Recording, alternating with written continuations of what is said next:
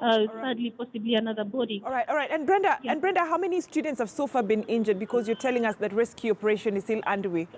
Yeah, the children who have been rescued, we do not know the exact number because it's happening on various places.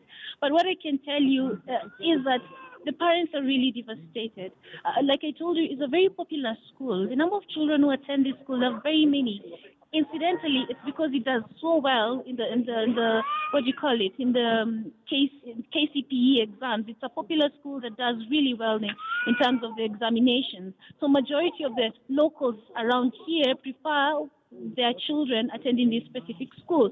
And like I said, the timings around the schools, it's very, very, very, I mean, it's a very sort of a strict environment. The children are supposed to be here as early as 6:30 a.m., Brenda, and there are also incidentally reports indicate that they leave here as late as 7 a.m., depending on what particular activities they have for that day. So they really do pay much attention when it comes to studies.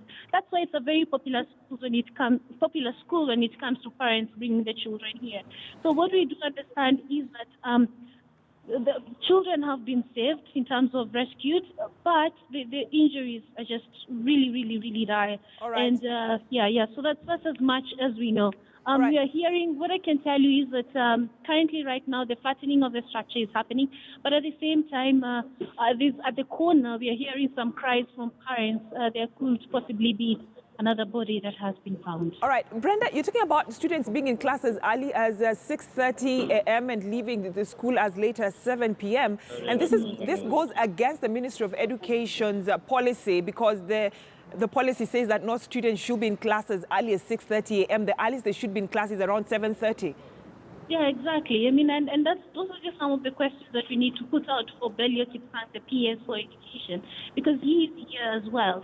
So the parents tell me that it's a rule of law that's happening in the school, that they are supposed to bring their children at 6:30 a.m. and they afterwards go for prayers to around 6:45, and then classes officially begin at 7 a.m. And that's when they are studying.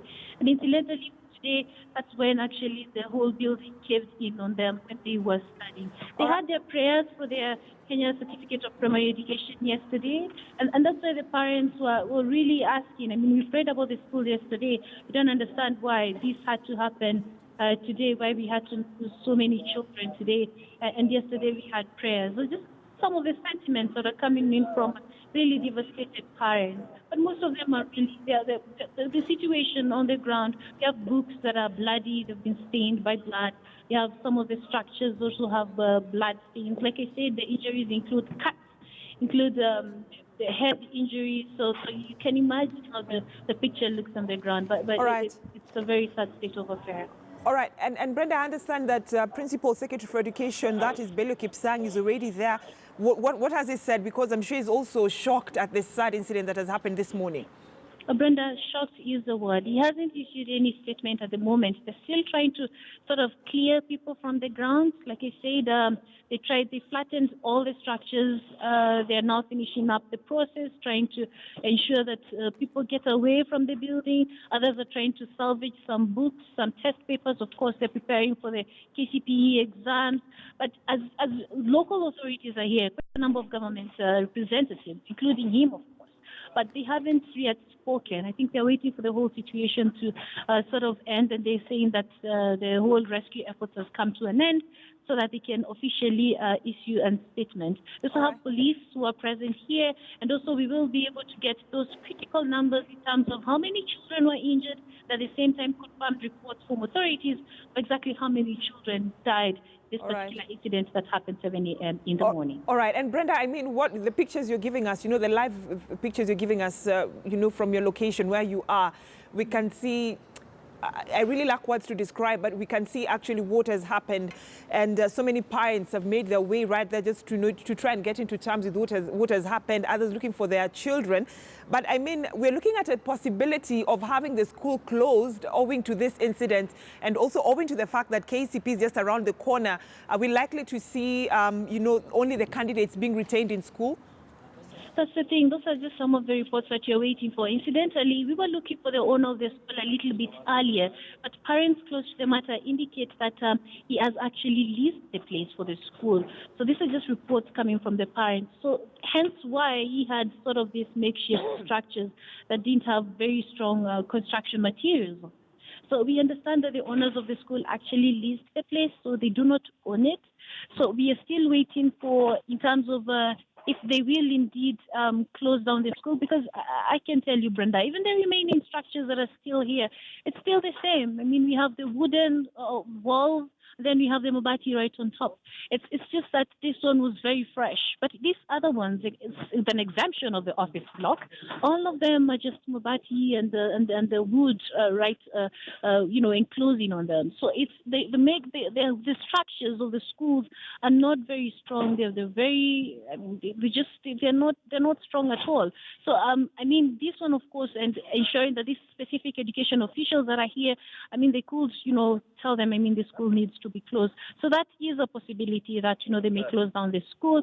But I should tell you that even with the flattening of the structure and also the impact that it has had on parents, I mean, some of them are second guessing on whether they want to still bring their children here, because they say in the sites that they saw when it happened fresh in the morning at 7 a.m., it's a picture that they do not want to repeat. And some of them are saying they just want to forget that whole incident.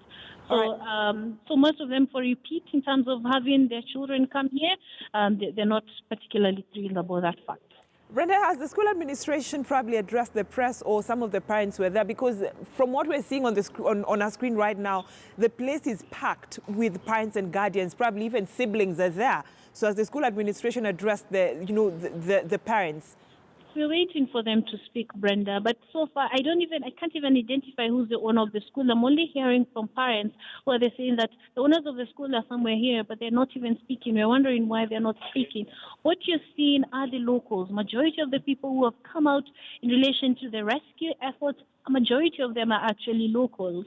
They've, played a part in terms of rescuing the children, and at the same time, they're also trying now, as you can see, salvage whatever it is that they can get in some books. But we do know that in terms of rescuing the children particularly, the teachers were very paramount in relation to this. This is what I understand. Because when they had the cracks in the building start, they did manage to at least, pull out or even rescue some before the building officially, closed in. But those, of course, are some of the questions that we want to put across. There should be a sort of a presser or some form of communication from key stakeholders, including the police, the education ministry, the parents as well, who are very angry. I mean, the parents, I can tell you, Brenda, they're very angry, of course, with all due respect they are. So they also want to be heard. They want to know why the schools, the structures were not as stable as they are. They want to know what's from here, what next. So those are just some of the concerns that have been raised from here, Brenda. So the picture. Mm-hmm. And I mean, Brenda, your sentiments just echo what we're seeing on the screen. Frustrated parents. They have so many questions. Others are still trying to come to terms with what has happened. But Brenda, I don't know if you have probably the total number of students in this school, pupils in this school, and probably this school has how many classes? What we do know is that the school has from baby class all the way to, now they use the grade system, all the way to class 8. So we have children who are in these specific classes. So majority of the children are in the lower primary section. The upper primary, they're not so many. But Brenda, let me just bring you up to speed on what you say. We do have rescue efforts from the Red Cross that are just coming, where the parents were really shouting aloud. And we do want to see what exactly is happening, if it's either the parents that has had been affected. But what we do know is that the locals are very angry, and also the parents are very angry. They're screaming from one particular location. So we don't know whether it's a body that is being pulled, or either it's a parent who has fainted. Let's wait and see what exactly is happening in relation to that. But like I said, rescue efforts, majority of them were done in the last hour. I don't know if this is another one. But I mean, the situation on the ground is quite dire. So we do not know the total number of the pupils or the children who are in the school, but we do understand that it's from baby class all the way to class 8. So majority of the children are concentrated in the lower primary section and then the upper primary. But it is it performs really well when it comes to the Kenya Certificate of Primary Education. We did have the yesterday praying about the students who are going to do the exams in the next 1 or 2 months. The school has been in existence in the last 10 years. All right, so, Brenda, allow me to cut you short. Let's just listen to, I believe you'll still be online, but let's just listen in to what is happening on the ground.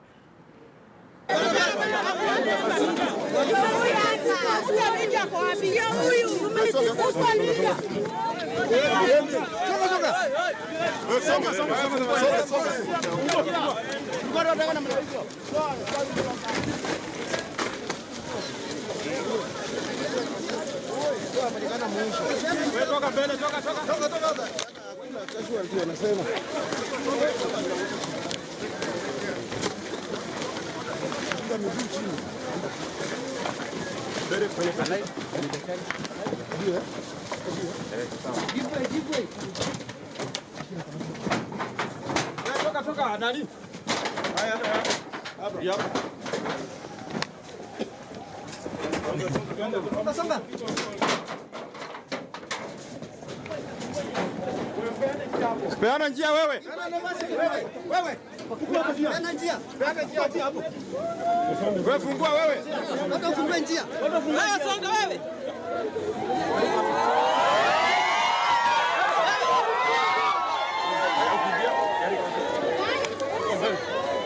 Nai? Ni ambulance, kabisa. Wewe toa wewe, gari wewe toa.